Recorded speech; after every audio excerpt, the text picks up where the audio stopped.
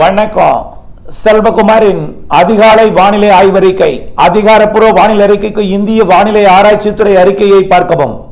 2026 ஜனவரி 10 சனிக்கிழமை அதிகாலை நிலவர வானிலை ஆய்வறிக்கை. தலைப்புச் செய்திகள். வங்கக்கடலில் நிலை கொண்டிருந்த ஆழ்ந்த காற்றழுத்த தாழ்வு மண்டலம் தற்பொழுது முல்லைத்தீவிற்கு அருகிலே செயலிழந்து ஒரு காற்றழுத்த தாழ்வு மண்டலமாக நீடித்துக் கொண்டிருக்கிறது. இது தொடர்ந்து வடமேற்கு திசை நோக்கி நகர்ந்து இன்றைக்கு மாலை முன்னிரவிலே பாக் ஜலசந்தியை அடையும். மிக மெல்ல முன்னேறி செயலிழந்து கொண்டே நன்கமைந்த காற்றழுத்த தாழ்வு பகுதியாக, அதாவது வெல் மார்க்டு லோ பிரஷராக யாழ்ப்பாணம் கோடியக்கரை இடைப்பட்ட பாக் ஜலசந்தி பகுதியை அடையும். நாளை அதிகாலை நாளை காலை அது பாக் ஜலசந்தியின் தெற்கு பகுதி, அதாவது இலங்கை மற்றும் இந்தியா இடைப்பட்ட பாக் ஜலசந்தியோட கோடியக்கரை யாழ்ப்பாணம் இடைப்பட்ட பாக் ஜலசந்திக்கு தெற்கு புறமாக மணமேல்குடி தலைமன்னார் இடைப்பட்ட பாக் ஜலசந்தி பகுதியில் நாளை நீடிக்கும்.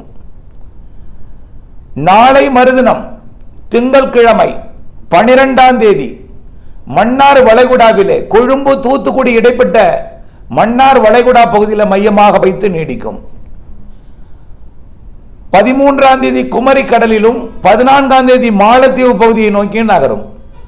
பாருங்க, இன்றைக்கு முல்லைத்தீவு அருகே, இன்று மாலை இரவிலே யாழ்ப்பாணம் கோடியக்கரை இடையே, நாளை அதிகாலை காலை மதியம் வரைக்கும் புதுக்கோட்டை ராமநாதபுரம் மற்றும் இலங்கை இடைப்பட்ட பாக் ஜலசந்தி பகுதி மற்றும் நாளை மாலைக்கு பிறகு திங்கட்கிழமை மன்னார் வளைகுடா, செவ்வாய்க்கிழமை அது குமரி கடல் பகுதியை அடையும். அதாவது குமரி கடல் மாலத்தீவு பகுதிக்கு போகும் 13ஆம் தேதி. இப்படி நகர்வதன் காரணமாக தமிழ்நாட்டில் மழை விலகவில்லை, மழை நெருங்கத்தான் செய்கிறது என்கின்ற தலைப்புச் செய்தி தான் இது. இந்த அறிக்கையை முழுமையாக கேட்டால்தான் நன்றாக புரியும். நிறைய பேர் நகர்த்தி கேட்டு தலையும் தெரியாமல் வாழும் தெரியாமல் தவறான முடிவை எடுக்கிறீர்கள் என்பதை பணிவோடு தெரிவித்துக் கொள்கிறேன். தற்பொழுது முல்லைத்தீவு அருகே நீடித்துக் கொண்டிருக்கூடிய இந்த நிகழ்வு நெருங்க இப்ப இது இலங்கையில பெரிதாக மழைப்பிடிப்பை கொடுக்கவில்லை. முல்லைத்தீவில் இருப்பதன் காரணமாக அது குறைந்த அழுத்த பகுதியாக இருக்கிறது. மழைப்பொழிவெல்லாம் தமிழ்நாட்டிலே தூறலை கொடுத்துக் கொண்டிருக்கிறது. ராமநாதபுரம் மாவட்டம் தொண்டிக்கு தெற்கு புறம் 2 சென்டிமீட்டர் மழை பொழிந்திருக்குது. இதுதான் அதிகபட்ச மழையாக இப்போ வரைக்கும் கிடைத்திருக்கு தகவல். ராமநாதபுரம், புதுக்கோட்டை, தஞ்சாவூர், திருவாரூர், நாகப்பட்டினம், காரைக்கால், மயிலாடுதுறை, கடலூர் மற்றும் புதுச்சேரி, விழுப்புரம், செங்கல்பட்டு, சென்னை, திருவள்ளூர் இந்த பகுதிகளில் தூறல் காணப்படுகிறது. வான மேகமூட்டத்துடன் காணப்படுகிறது. கடும் குளிருடன் கூடிய சாரல் மழைப்பொழிவு பொழிகிறது. ஏன் இந்த சாரல், ஏன் மழைப்பொழிவு பொய்ப்பது போல் தெரிகிறது? மீண்டும் சொல்றது அதேதான். பொய்ப்பது போல் தெரியும், பொய்க்காது பொழியும், பதுங்குகிறது பாய என்றதான் தலைப்பை போட்டிருக்கேன். ஏன்னா நிகழ்வு இப்ப முல்லைத்தீவிட்ட இருக்கும் பொழுது 4 பக்கத்தில் இருக்கக்கூடிய காற்றை ஈர்க்கும் பொழுது வட இந்திய குளிரலை சென்னை வழியாக டெல்டாவிற்கு வருகிறது. டெல்டாவோட கோடியக்கரை முனை நாகப்பட்டினம் மாவட்ட பகுதி, டெல்டாவின் தெற்கு பகுதிக்கு மியான்மரில் இருந்து குளிர்காற்று வருகிறது. நிகழ்வுக்குள் வருவது மட்டும்தான், நிகழ்வு இருக்கும் இடத்தில் வருவது மட்டும்தான் அது வெப்ப நீராவி பசிபிக் பெருங்கடல், தென்சீன கடல், தாய்லாந்து வளைகுடா வழியாக வருவது. நிலநடுக்கோட்டு இந்திய பெருங்கடலில் வருவதும் நிகழ்வு சுற்றுவட்டார கடற்பகுதியில் மட்டுமே அது கிடைக்கிறது. இது நெருங்கும் பொழுது என்னாகும்னா கொஞ்சமாக கிழக்கு காற்று வெப்ப நீராவி தரைப்பகுதிகள் ஏற குளிர்காற்று குளிர்விக்க மழைப்பொழிவு கூடும். புரியுதுங்களா? சுற்றுப்புற காற்றை ஈர்க்கும் பொழுது வட இந்திய குளிரலையும் மியான்மர் வழியாக வரக்கூடிய வங்கதேசம் வழியாக வரக்கூடிய குளிரலை தான் இப்ப தமிழ்நாட்டில் வந்து கொண்டிருக்கு. நீராவியை சுமந்து வரக்கூடிய காற்று இன்னும் ஏறவில்லை. படத்தை நன்றாக உற்று நோக்கினால் தெரியும். கிழக்கிலிருந்து வரும் காற்று இன்னும் தரையேறவில்லை, அப்படியே நிகழ்வுக்குள் சுழல்கிறது. வடகிழக்கிலிருந்து வரக்கூடிய குளிர்காற்று மட்டும்தான் தமிழ்நாட்டின் வழியாக நிகழ்வை நோக்கி பயணிப்பதை நீங்கள் உற்று பார்த்து புரிந்து கொள்ள வேண்டும். இந்த நிகழ்வு நெருங்கி வர மழைப்பொழிவோட அளவு கூடும். பாக் ஜலசந்திக்குள் நெருங்கும் பொழுது இலங்கையில் சுத்தமா மழையே இருக்காது, முற்றிலுமா செயலிழந்துடும். குறைந்த அழுத்த பகுதியாக இலங்கை மாறிவிடும். தமிழ்நாடு தான் அது மழைப்பொழிவாக இருக்கும். ஆகவே பாக் ஜலசந்திக்குள் வரும்பொழுது கோடியக்கரை முனையில் சற்று தெளிவானது போல் கூட தெரியும். ஆனால் அது அப்படியே அது நெருங்கும் வரைக்கும் கோடியக்கரை மற்றும் வேதாரண்ய பகுதிக்கு, தலைஞர் பகுதிக்கு, திருத்துறைப்பூண்டி, முத்துப்பேட்டைக்கெல்லாம் மழைப்பொழிவு கொடுத்துட்டே இருக்கும்.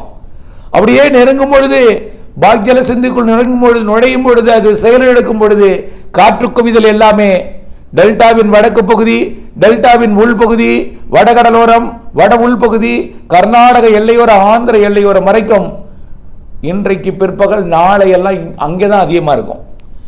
டெல்டாவிற்கும் இருக்கும். கோடியக்கரை முனையை விட வேதாரண்யத்துக்கு கூடுதலாகவும், வேதாரண்யத்தை விட நாகப்பட்டினத்துக்கு கூடுதலாகவும், நாகப்பட்டினத்தை விட காரைக்கால் கூடுதலாகவும், காரைக்காலை விட மயிலாடுதுறைக்கு கூடுதலாகவும், மயிலாடுதுறை விட கடலூருக்கு கூடுதலாகவும் இப்படி இருக்கும். ஆக கடலூர், பரங்கிப்பேட்டை மற்றும் சிதம்பரம், மயிலாடுதுறை மாவட்ட பகுதிகளுக்கு நிறைய காற்று குவிதல் ஏற்படுத்தி நிறைய மழைப்பொழிவை தெரிகிறது, கொடுக்கும் போல் தெரிகிறது இன்றைக்கு மாலை இரவில். ஆக நெருங்க குளிர்காற்று உள்ளே போகும். அப்போ வெப்ப நீராவி தரையேறும். வெப்ப நீராவியை குளிர்விக்கும் குளிர்காற்று சமமாக கிடைத்து மழைப்பொழிவை ஏற்படுத்தும். இந்த நிகழ்வு கோடியக்கரை முனை அடையும் பொழுது கிருஷ்ணகிரி, தர்மபுரி எல்லாம் மழைப்பொழிவை கொடுக்க தொடங்கும். சேலம், நாமக்கல் மற்றும் ஈரோடு, மன்னிக்கவும் சரி, முதல்ல இன்றைக்கு பிறகு, இன்றைக்கு மாலைக்கு பிறகு மழைப்பொழிவு டெல்டா தான். நாளை மதியத்தில் இருந்து தான் அது ஈரோடு, நீலகிரி எல்லாம் கிடைக்க தொடங்கும். நாளை 11ஆம் தேதி கர்நாடக பகுதிக்கு கூட மழைப்பொழிவை கொடுக்கும். பெங்களூரு, திருப்பதி, அப்புறம் கொஞ்சம் கொஞ்சமாக அது மன்னார் வளைகுடாவுக்குள்ள போகும் பொழுது அப்படியே மீண்டும் டெல்டாவுக்கு மழை தீவிரமடையும். எப்ப? திங்கக்கிழமை. மீண்டும் திங்கக்கிழமை தீவிரமடையும். மன்னார் வளைகுடாவிற்குள் ஒரு நிகழ்வு அமைந்தால் ஒட்டுமொத்த தமிழ்நாட்டுக்கும் மழைப்பொழிவு தீவிரமடையும் என்பது உங்களுக்கு எல்லாம் தெரியும். அது காற்றழுத்த தாழ்வு பகுதியாக அமைந்தால் நல்ல வலுவாக இருக்கும். அமைய போவது ஒரு காற்றழுத்த தாழ்வு பகுதி. ஒரு காற்று சுழற்சி கூட பெருசா மழைப்பொழிவை கொடுக்காது. ஆனால் காற்றழுத்த தாழ்வு பகுதியாக மன்னார் வளைகுடாவிலே திங்கட்கிழமை 12ஆம் தேதி அமையும் பொழுது ஒட்டுமொத்த தமிழ்நாட்டிற்கும், மேற்கு தொடர்ச்சி மலை மாவட்டங்கள், தென் மாவட்டங்கள், உள் மாவட்டங்கள், கர்நாடக எல்லையோரம், தமிழ்நாடு அனைத்து மாவட்டங்களுக்கும் மழைப்பொழிவை திங்கட்கிழமை 12ஆம் தேதி கொடுக்கும். 13ஆம் தேதியும் மழை இருக்கும். அப்போ குமரி கடல்ல இருந்து கொண்டு தமிழ்நாட்டின் தென் மாவட்டங்கள், டெல்டா மாவட்டங்கள், மேற்கு தொடர்ச்சி மலை மாவட்டங்கள் 13ஆம் தேதியும் மழைப்பொழிவை கொடுக்கும். ஆக செவ்வாய்க்கிழமை வரை மழை இருக்கிறது, 13ஆம் தேதி வரை. ஆக ஒவ்வொரு மாவட்டத்திலும் ஒரு குறிப்பிட்ட நேரம், குறிப்பிட்ட நாளில் தான் மழைப்பொழிவை கொடுக்கும். இன்றைக்கு டெல்டாவில் மழை பொழிந்தாலும் நிகழ்வு எங்கே இருக்கிறதோ அங்கே குறைந்த அழுத்த பகுதியாக இருக்கும். யாழ்ப்பாணம் மற்றும் அதனை சுற்றுவட்டார பகுதியெல்லாம். அதற்கு வடக்கே, மேற்கே நிறைய மழைப்பொழிவை கொடுக்கும். பிறகு அது தெற்கு நோக்கி நகரதான் மழைப்பொழிவு இலங்கைக்கும் தொடங்கும். மன்னார் வளைகுடாவை தாண்டி குமரி கடல் போனதுக்கு அப்புறம் தான் இலங்கைக்கு கனமழை பொழிவை கொடுக்கும். ஆக நிகழ்வு நெருங்கும் பொழுது வடகடலோரம், வடவுள் பகுதிகள், கர்நாடக, ஆந்திர எல்லையோர பகுதிகளுக்கும், உள் மாவட்டங்களுக்கும், வடவுள் பகுதிகளுக்கும், டெல்டாவின் உள்பகுதிகளுக்கும், டெல்டாவின் வடக்கு பகுதிகளுக்கும் நல்ல மழைப்பொழிவை இன்றைக்கு கொடுக்கும். படிப்படியாக மழைப்பொழிவு தீவிரமடையும், சென்னை உட்பட. பிறகு தெற்கு நோக்கி நகர மழைப்பொழிவு டெல்டாவில் தீவிரமடையும், வடக்கேயும் உள்ளேயும் தீவிரமடையும், தென் மாவட்டங்கள் தீவிரமடையும். மன்னார் வளைகுடா அடைந்ததும் திங்கட்கிழமை தமிழ்நாட்டின் அனைத்து மாவட்டங்களுக்கும் மழை தீவிரமாக இருக்கும். குமரி கடலை அடையும் போது தென் மாவட்ட மேற்கு தொடர்ச்சி மலைப்பகுதிகளுக்கும், தென் மாவட்ட கடலோர பகுதிகளுக்கும், தென் மாவட்டங்களுக்கும், தென் உள்பகுதிகளுக்கும், மேற்கு மாவட்டங்களுக்கும் நல்ல மழைப்பொழிவை கொடுக்கும். ஆக சரியாக சொல்ல போனால் டெல்டாவிற்கு 13ஆம் தேதி வரை மழை, டெல்டாவிற்கு 13ஆம் தேதி வரை மழை, சென்னைக்கு 12ஆம் தேதி வரை மழை. சென்னைன்னா அதன் சுற்றுவட்டார எல்லா மாவட்டங்களையும் நீங்கள் எடுத்துக்கொள்ளணும். வடகடலோரம் வைத்துக் கொள்ளுங்கள். வடகடலோரம் 12ஆம் தேதி வரை மழை, டெல்டாவிற்கு 13ஆம் தேதி வரை மழை, கர்நாடக எல்லையோரம் 11ஆம் தேதி நாளை ஒரு நாள் மழை, 12ஆம் தேதியும் 11ஆம் தேதியும் 11, 12 கர்நாடக எல்லையோர மாவட்டங்கள், வடவுள் மாவட்டங்கள் என்று புரிந்து கொள்ள வேண்டும். கர்நாடக எல்லையோரமே மழை எட்டிட்டுனா, அது ஓசூர் பெங்களூரை எட்டிட்டுனா, மைசூரை எட்டிட்டுனா, அப்ப தமிழ்நாடு எல்லா மாவட்டமும் பெய்து விட்டு தான் அர்த்தம். புரியுதுங்க, பெய்ய போகிறது என்று அர்த்தம். ஆகவே பெங்களூரு, மைசூர் உட்பட கர்நாடக எல்லையோர மாவட்டம், கிருஷ்ணகிரியின் ஓசூர் உட்பட, தேன்கனி கோட்டை உட்பட, அதே போல இங்க வேப்பனப்பள்ளி உட்பட, குப்பம் உட்பட வரக்கூடிய 11ஆம் தேதி நாளை ஞாயிற்றுக்கிழமையும் 12ஆம் தேதியும் பொழியும். அப்போ அன்றைக்கு டெல்டாவுக்கும் பொழியும், வடவுள் பகுதிகளுக்கும் பெய்யும். வடகடலோரம், வடவுள் பகுதி மற்றும் கர்நாடக எல்லையோரம், ஆந்திர எல்லையோரம் மற்றும் டெல்டாவுக்கு இருக்கும். அடுத்தது அப்படியே தெற்கு நோக்கி நகரும் பொழுது மன்னார் வளைகுடாவிற்குள் போகும் பொழுது மேற்கு மாவட்டங்கள், தென் மாவட்டங்களுக்கு இருக்கும். ஆக 11, 12, 13 மேற்கு மாவட்டங்கள், தென் மாவட்டங்கள், 11, 12, 13 மேற்கு மாவட்டங்கள், தென் மாவட்டங்கள், டெல்டா மாவட்டங்களுக்கு 10, 11, 12, 13 சனி, ஞாயிறு, திங்கள், செவ்வாய். பெரும்பாலும் மாவட்டங்களுக்கு மழை பெய்யக்கூடிய நாள் 12ஆம் தேதி திங்கட்கிழமை. தினசரி மழை உண்டு என்று சொல்லக்கூடிய இடம் டெல்டா. ஆகவே செவ்வாய்க்கிழமை வரைக்கும் மழை இருக்கு. புதன்கிழமை போகி பண்டிகை அன்னைக்கு தான் தெளிவடையும் வானம். போகி பண்டிகை அன்னைக்கு கூட தென் மாவட்டத்தில் தூறல் காணப்படுகிறது, தெரிகிறது, தூறல் தெரிகிறது. பொங்கல் அன்றைக்கு முற்றிலுமாக தெளிவடைந்து விடும். பொங்கலுக்கு முன் மழை இருக்கிறது, பொங்கலுக்குள் மழை கண்டிப்பாக கொடுக்கும். தாமதமாக வந்தால் பொங்கலில் அமையலாம் என்று சொல்லிக்கொண்டே இருந்தோம். ஆக வரக்கூடிய நாட்களிலே கண்டிப்பாக மழை இருக்கிறது என்பதை நீங்கள் நினைவில் கொள்ள வேண்டும். அறுவடை, விதைப்பு மற்றும் அனைத்து விவசாய பணிகள், உப்பள பணிகள் அனைத்திற்குமே திட்டமிட்டுக் கொள்ள வேண்டும். நிகழ்வு நெருங்கவில்லை, இன்னும் நெருங்க நெருங்க மழை அதிகரிக்கும்.